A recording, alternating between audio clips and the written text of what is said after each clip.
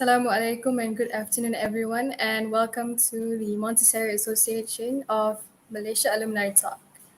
So, my name is Sharifah Farhanah, and joining me today on this very fine Saturday afternoon is Farhan Rais, where we will be both talking about Montessori experience and world peace. So, Farhan, how about you start it off for us? Yes. Um, Hello, everybody. As mentioned before, my name is Farhan Rais, and I'm going to be 19 years old this year. I'm a Montessori alumni from Shah Alam, Selangor, and I have experience in Montessori learning since I was really young, which could have accumulated to more than 50, almost 15 years actually. So right now, I am currently studying A levels in college in Subang where I'm learning physics, economics, and math. And I hope to further my studies next year, inshallah, to specialize more in mechanical engineering. And these 15 years of Montessori has been quite an incredible journey where I got to witness fellow students who have come and gone. Especially Farhana actually was there at one point during my time at my mom's private school, where Yes, we that's learned, true. yeah, where we learned Montessori. So, well, Montessori, in a nutshell, it actually teaches us to be like independent learners, and we don't have to rely much on our teachers, although they're there to guide you on the way. And we often work in groups. Whenever we do projects together, we work in groups a lot. So there's a system called vertical grouping, where some schools they mix everybody's ages, so we all will learn together, which would benefit both parties actually. And sometimes, when necessary, we will split ourselves to work in groups um, within the preschoolers, the primary students, and the secondary students. Yeah. And what about you, Farhana? Your introduction. So that's such an interesting background about your Montessori, especially having about 15 years of, you learning. And just like you said just now regarding the independence of learning, it is also one of, I think, the one main reason the established Maria Montessori established the Montessori educational system. She was a teacher from Rome, and in her mind, that learning shouldn't be something that is forced. It should be something that is a student, a child, who anybody is willing to just learn on their own. So to continue my part, which is I would like to introduce myself in more in detail. So my name is, as you know, Sharifah Farhanah, and I used to also be a Montessori student, starting from age 2 to maybe about 5. I am now currently studying as an electrical engineer, specialized in green technology, which is quite an innovative course in Polytechnic Port Dickson. So, but despite me learning that, I am hoping to learn in medical field, maybe after I finish my diploma. So, I would say one of my Montessori experiences that has led me to such a big impact towards who I am now is I like the fact that Montessori system really puts forth the comprehensive importance in understanding almost everything that we do. So it means that we have a purpose on doing something. So one of it is, and it actually is really good. It benefits for a child's development. And if I were to remember or reminisce my childhood upbringing inside this Montessori system is that we were so engaged in like stimulating activities where we applied our understanding on how to find the algorithm of a problem, you know. And just like your mom's school, when Aisha, she had so many interesting puzzles, block forming, um, equipments. so many things, science experiments. She even helped me to understand the expression of art, which until now I'm continuing to be so indulged in art, and I'm really grateful for that. So I I see. think that would be one of my experience for Montessori. One of your memories in a Montessori school. Yeah, I see. I see. So, uh, furthermore, uh, I would like to ask you, like, how has your Montessori experience shaped you in who you are today? I think it has shaped me into being a more open-minded person, and other than that, it made me more creative, and you know I'm capable of implementing innovative ideas in my daily life. And due to this, I believe that it should be carried for everybody, all ages. I think that's one thing that has Yeah, brought that's that very has true. yeah, yeah, Yeah, because actually, in all these years of my 15 years of Montessori experience, there mm-hmm. have been a lot of students who have become my friends, and I possibly have lost contact with most of them, and possibly my mom is still in contact with them. But what I can see is like I feel like Montessori is one of the most underrated ways of education for That's true. children. Yeah, Yeah, for children itself. And because actually, in 2000, when my mom first established her school, she had a list. She had several schools where she had a school for primary and secondary students, which was called Sri Kaingan, and then she had a preschool for younger children called Children's Playhouse. So those were like she had a few branches, like one or two, and then over time, somewhere in 2010, she merged them all together. Yeah. So then in the end, we renamed the school C Kangan Montessori. But the problem is whenever people hear the word Montessori, they always expect it to be like a school for younger children, for kids. So that's that's why true. it's one of the most underrated ways. And also what I see is how Montessori can shape us to be better people is that as you can see in other government schools, in public schools, there's always been kids getting involved in inappropriate things for their age. Some kids who don't they need to learn better in some certain aspects. But for Montessori students, you can see that for Montessori students, there's like just a difference in the learning because here we learn independently and the teachers there to assist whenever it's needed. But when you see over there, there's so many children, and it's difficult for them to see what problems these children are facing. Yeah, Yeah, I do so, believe there was and still is a misconception towards what is Montessori itself. yeah, Even yeah. and that would lead me to one more question for you. So how do you think Montessori could be implemented into the education of everyone between kindergarteners to higher education? I think one thing that we can do, like the Montessori can do, is to correlate with the national curriculum. The syllabus arrangement. I think that is one thing that is quite important because in Malaysia we have SPM, we have PT3, which is quite a it's something that is determinate towards where we're going to be going for our future studies, like universities and all of that. So I do think that is something that the Montessori can implement for the education of us all. Other than that, I think one cool thing that Montessori can do is really allow us to be more engaged with what we're learning. When we're learning about solar panels, especially nowadays, we're learning about new energy, new Yeah, energy. So solar panels, how a dam works. So field trips would be quite cool, quite engaging yeah, for that's us really all to be, even from all ages, from young to older. I think everyone should be engaged, especially if they're engaged in early ages. It will open such a yeah, wide that's perspective true. towards them.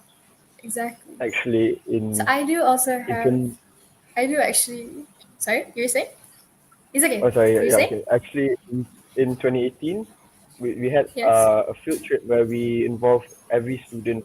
Basically, so at that time before COVID hit, we had quite a number of students, and we went to this rock museum, which had they over there they were hosting like some kind of exhibition. So they brought some university students there. So we were That's looking cool. into like into rocks and minerals, and we were looking through the microscope and all. And then there was some at one point some of the students they were like expressing their knowledge about the rocks. So all these uni students were university students who specialize in about geography and rocks, minerals.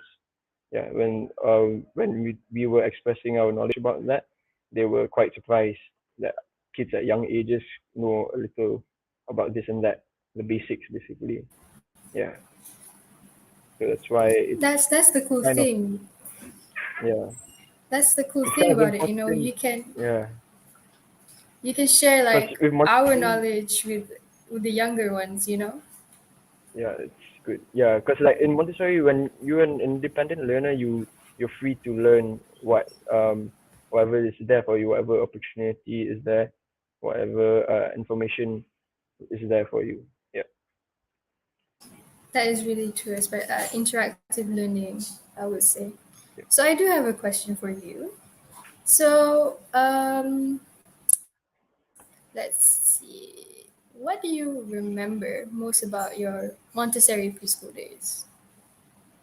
Oh Like yeah. the That's best event that you ever remember, most things I remember. like your Yeah. favorite events. Well, throughout the years, it was really eventful back then. We used to have mid-year concerts, end of the year concerts, sports days, and we did quite a lot of things.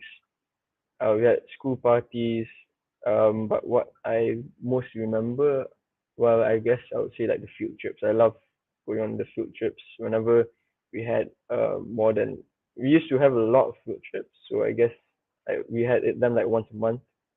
But yeah, I think yeah, those were some of the best memories.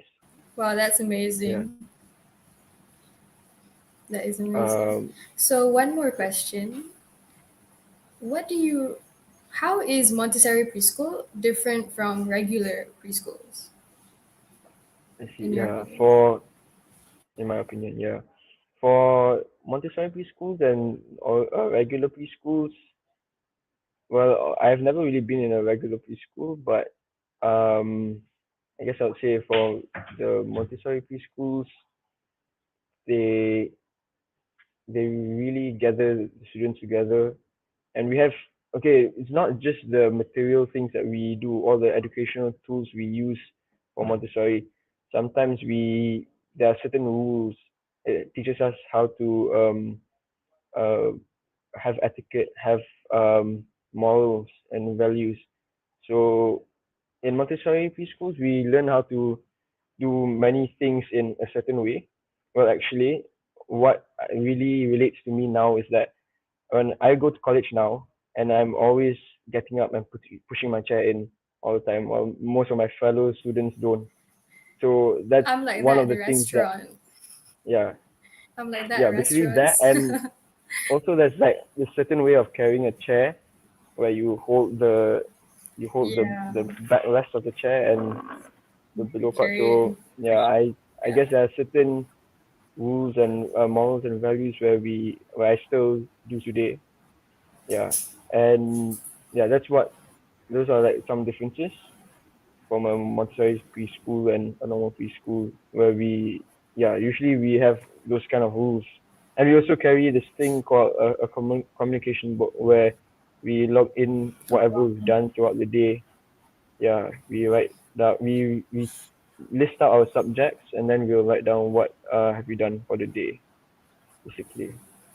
that's Yeah, really cool. so it It's helps like with that's yeah, so it helps with cool time because management yeah, and that's helps with time management, yeah, and your schedule, yeah, to plan out your day. Okay. that's really cool. So I think um I think we will be proceeding with our next subtopic for today, which is we will be talking about world peace. So Farhan, as we know, currently there is a war between Ukraine and Russia. Not to forget other countries that have also undergone civil wars, like Pakistan, Yemen, and even Ethiopia last year. Yeah, So what is your say lately about there's this? been lately there's been a lot of ongoing motion around the world globally, basically. And I have to say, many other countries, besides the ones you've just mentioned, are very fortunate. Like our country, we are very fortunate to be in a better state rather than the rest. That's true. But you see, amongst the wars that you've just mentioned, the Ukrainian and Russian war has been the most eye-catching conflict that is occurring right now because this country, these two countries with conflict has the potential of involving many bigger countries, which really could be a big problem. But let me just explain what I've read about what's happening in Ukraine and Russia. So basically, Sure, Ukraine is sure. trying to establish their territory, something like that. They're trying to establish their land, and they're trying to join this organization called NATO. And Russia, is trying to reclaim some parts of the land in Ukraine, specifically, I think Donetsk. It's called Donetsk, Donetsk, and basically Russia is That's retaliating against interesting them. name. So they're trying to prevent Ukraine from joining this organization. But this organization is actually a very well, they actually involve many European countries where they will back up each other if anything goes wrong. If Ukraine, like example, if Ukraine is in trouble right now where they're experiencing the war, yeah, that's why the NATO organization is there for. And yeah, but as you can see, I like agree. in Russia, but yeah, in Russia and Ukraine, it's quite sad that there's a lot of media coverage that is focused mostly on them, rather than the other countries that you've mentioned, like Ethiopia, Afghanistan, Yemen, and Palestine. Hmm. Yeah, so we've got most of the media coverage focusing on Ukraine and Russia. That is true, actually. Yeah. Because nowadays the bigger countries they have the dominant resource or power to control whatever that is displayed for almost everybody in the entire world to see. And one thing about media is how its function is to exchange user-generated content, which is data, pictures, videos. So what we might be receiving in our country in comparison with countries that aren't able to connect with these resources might be different. Not many people knew about Palestine Oh, I think we are experiencing some technical difficulties.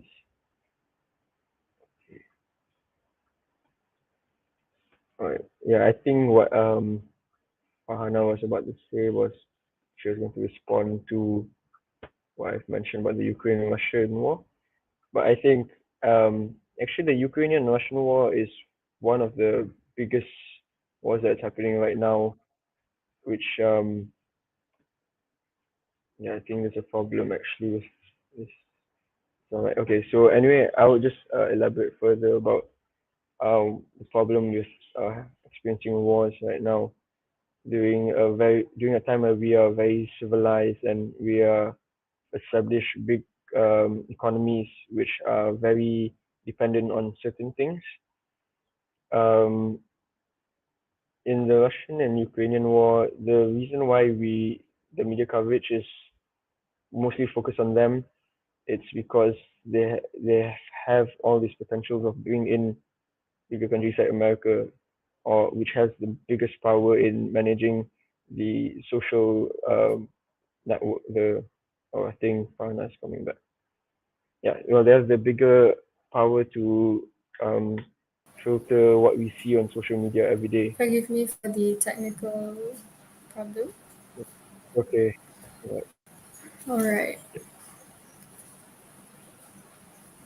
we'll be All getting right. this As settled. you were saying, yeah, I In the think meantime, I think I would like to discuss regarding how it affects the economy, political, and even social disadvantage towards a country.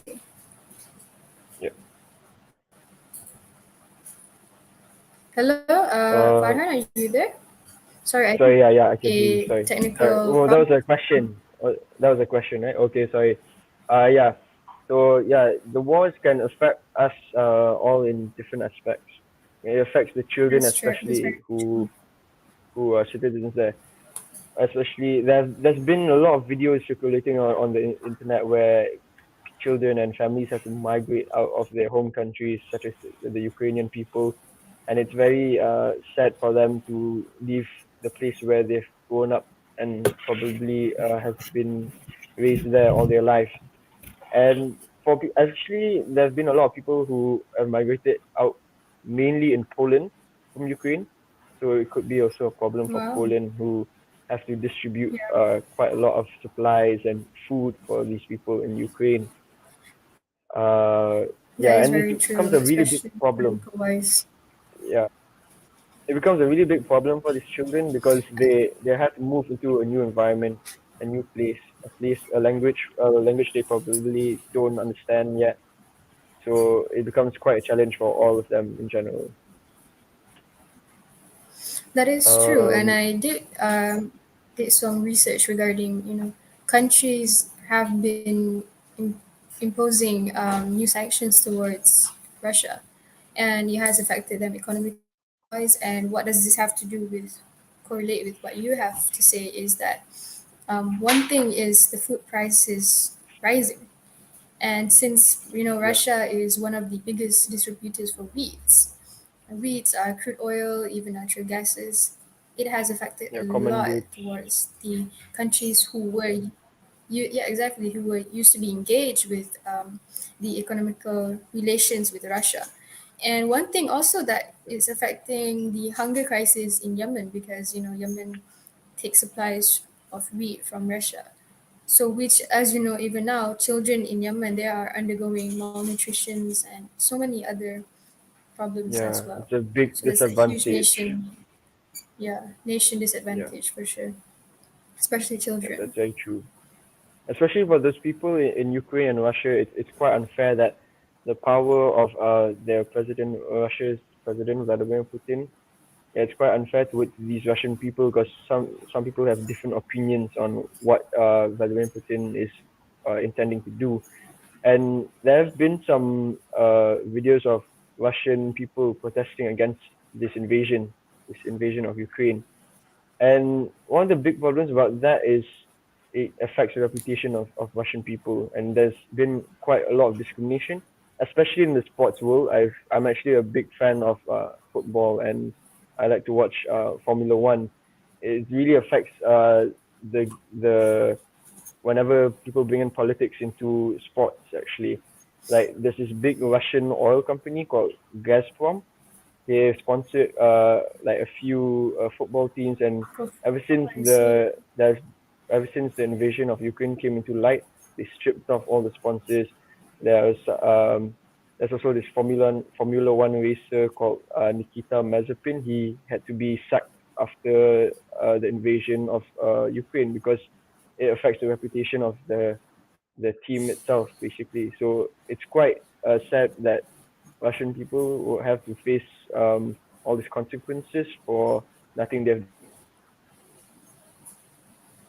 And That is basically, true. also as you were saying about malnutrition, yeah, a lot of in when wars occur, especially in other smaller countries, malnutrition is the one of the most vulnerable factors there because Yes, it is. the lack of food for these people would really make them suffer. And yeah, the wars, a No lot of crops manpower. are destroyed. No yeah, manpower. crops are Yeah, destroyed. that's so true. Yeah, shops are closed, restaurants are closed, and access to food is very difficult, especially for these people in Ethiopia and Yemen and Afghanistan. Yep. In relation with what you Um. have to say just now, you know, so it made me realize that, even it affects a person individually. A person who has nothing to do with this, who had no idea, it affects them. Thus, even Yep. like you said, it makes a gives consequences towards the whole nation. And one another thing that I want to actually bring front to is um, the Ukraine and Russian war actually has is now the largest refugee humanitarian crisis since 1990, which is interesting because it's due to the continual military buildup. And mostly those who are affected are women, children, elderlies, disability people with disabilities, and it is really upsetting that this is happening. But also, Yep. what I want to ask you is, do you think that the education of children is being disrupted due to this ongoing war that's going on throughout the Yeah. centuries? For in my opinion, personally, I would say like um being in a war within country, it's really difficult to continue your academic journey as especially for these people who are in this country itself, because they they'll always be fearful of certain things where the parts of the countries are being bombed and you can hear gunfire. Yeah, it's Yeah, really distracting first of all, and you have to be really cautious to fend for yourself. Um, yeah, and the biggest problem also is that, as I said, when you have to be migrating out of your country just for your safety, it disrupts your educational journey itself. It disrupts it's a very impactful and very critical on it itself. Um, that is true.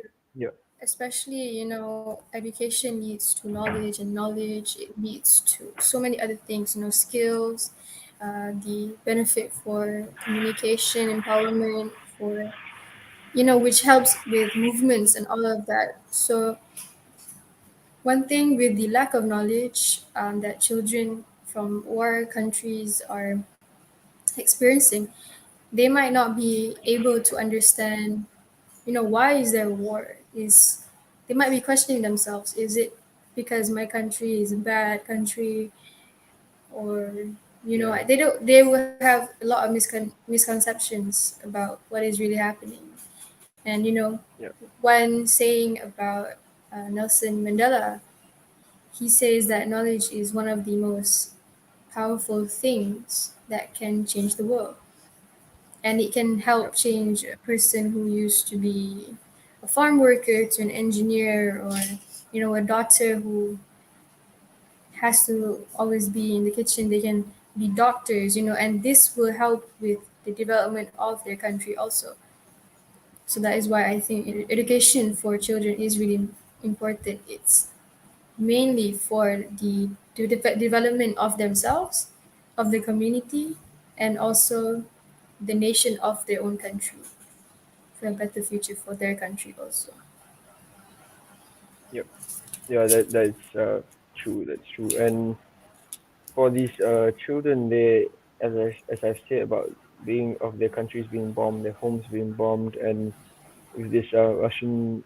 Well, I wouldn't really want to talk about the topic of Russia and Ukraine mostly because the reason why we are all we have more access into information of the Russian Ukrainian conflict is because of how media is being filtered to what we are trying to see and what we're supposed to see. And especially what for me, I found like certain articles for other countries who are facing political problems, and what I've seen is that the information there is not very engaging. It's not very appealing. You know, it's really, it looks like they give you snippets of information, and it's one of the reasons why we don't know much of what's going on. in the smaller countries. Yeah, and That is true. as I I think yeah that is also a reason why awareness campaigns is quite important to yeah be brought forth. as for So I think especially for yeah you were saying I do have another question. How do you think it affects people, or especially children, in a mental health aspect? War. How do yeah you think war affects them in the mental health aspect? it's it's very hurtful for them because they especially if you live in a country where which has been invaded and you stay there for quite a long time. um yeah, so I would say like it doesn't help much uh for them mentally because imagine losing your family, losing relatives and siblings, and when you're moved out of your own older country, your home country, it's a bit sad that you've lost almost everything. So as you That say is about very true. awareness campaigns, as you mentioned, awareness campaigns, yeah, it's important for us to raise awareness about what has been going on globally, because for the fortunate people of us, we could try to help and make a difference as we have not much power in doing so. Um, like let's say, like we don't have as much. We can't make much. We can't make much of a bigger impact compared to our own government. But as bystanders, as third party observers, I guess we could raise awareness for this kind of people who have to go through all this anxiety, post traumatic stress disorders. PTSD.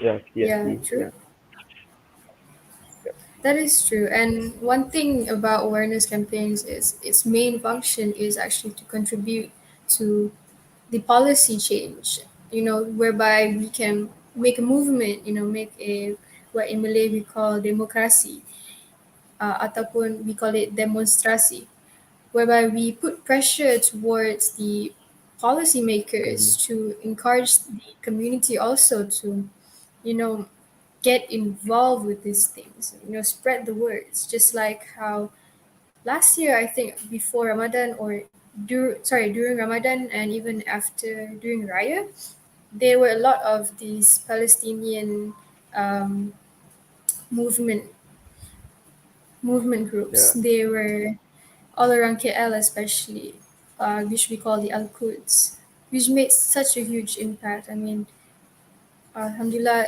they yeah, managed to, Malaysia itself, they managed to carry out so many funds for Palestine last year, which is the great impact and great benefits from the awareness campaigns.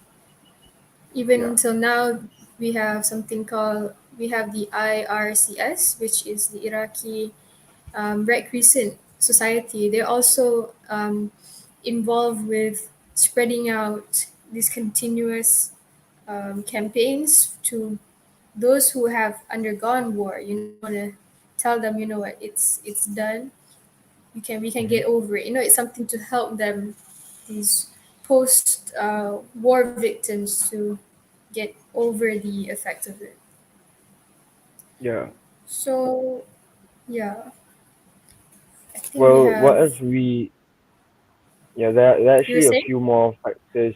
There are actually a few Mm-hmm. more things that we can do to contribute to as bystanders, to help restore world peace, which we is where we could go do funding for medical needs and refuge shelters. There are That actually is quite true. a lot of groups, also a few unknown groups who go travel abroad to aid these people who are in trouble. One example is UNICEF. Um, well, Yeah, usually that we is true. what UNICEF we is quite a see big from them is organization.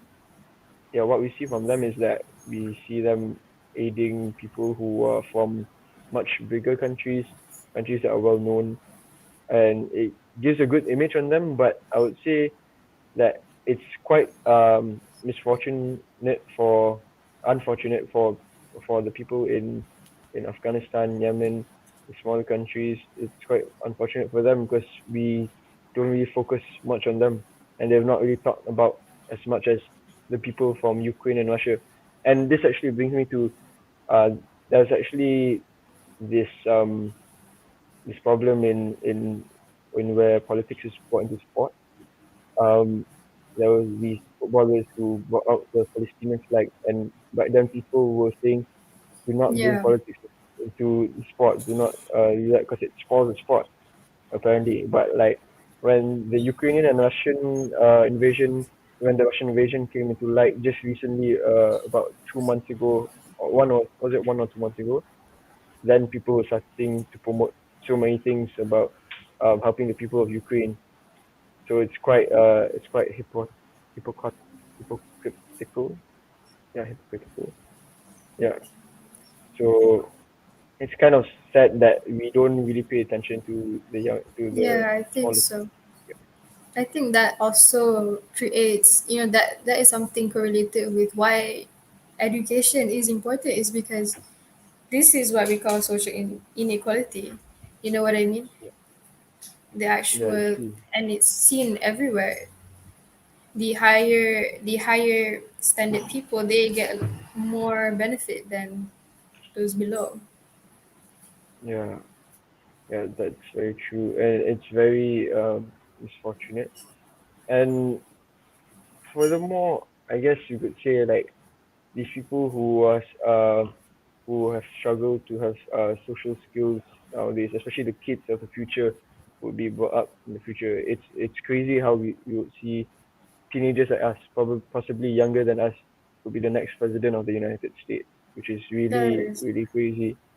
Because what's crazy about it is because it looks like we are not serious and we are not ready to take up important roles like that. So that's why it's really important for us to like um gather together like how we are today, talk about important things that we may have to overcome in the future. that is very true. Yeah, I see. Okay. And I think one other thing that is a war that isn't really seen. It's a very, what we call, silent war. This is just in my opinion. Yeah. Is our discipline with our phones, with social media. What I've realized is also is that it has really disrupt a lot of a development towards teenagers nowadays. Everybody's so focused on the phones and all of that, but what we're focusing on isn't important. Like, Mhm. we might not really understand, we might be going on different sources, different platforms, which may share the wrong type of information that's going on in the world, like Twitter, especially. There's so many different types of opinions. And Twitter is like an opinionated sort of platforms, Yeah, and it's so easy for us to share it, share, or retweet, and it might not be the right information. So this is something also what I think is a misleading. war within ourselves, is a war of really understanding the what's it called, the sources that is The view. being sent out. Yeah, the yep, that's Yeah, true. Yeah, that's why a lot of children nowadays have access to these kind of things, especially on all these social media apps. Sometimes they uh, give out a lot of misleading information just for the attention, and I don't really see why a lot of people enjoy getting this attention, getting these views and likes. Yeah, it's disheartening us for us people for our future. So that's one of the reasons why also it's really difficult to believe that we could be able to uphold the challenges of being a world leader one day. Yeah. So I guess to conclude our that is session, true. yeah, to conclude our session, we could talk about what else you can do to restore peace. Um, yeah, besides doing awareness campaign and funding for medical needs and refugee shelters, we should always whenever if you have a friend or you have someone you know who is in trouble, you should always open your doors to them and do something. Every small thing counts. That is true. Start small. Start by doing small acts of Yeah, kindness, spreading empathy and sympathy all along the way towards those in need. Even we might be focused so much on big things, and then you don't even realize the people beside you is also undergoing something that yeah.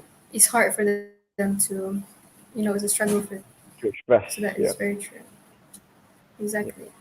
So I would like to Alright. also thank the Montessori Association of Malaysia for giving us both the opportunities to speak out what is within our minds and what we think world peace is for and might be, and talking about our fun experience. And I'm actually really glad to see you again after so long. Yeah, yeah. It's Can't been remember quite when some was the time. last time. I think Yeah, it's been about 8 years actually. 2014 possibly. Yeah, maybe well, that's 2014 a or very long before time. that. Yes, it's very shocking how time has flown by really quickly. That is so true. Yeah. All right. Okay. I guess that will conclude our session, and thank you very much, Farhana, for joining me today All right. and to share our thoughts Thank you. and ideas about world peace and Montessori. Okay. Thank you, and goodbye, everyone. Thank you. Thank you, Farhan, and thank you everyone for watching. Yeah. Okay, Assalamualaikum. Walaikum salam.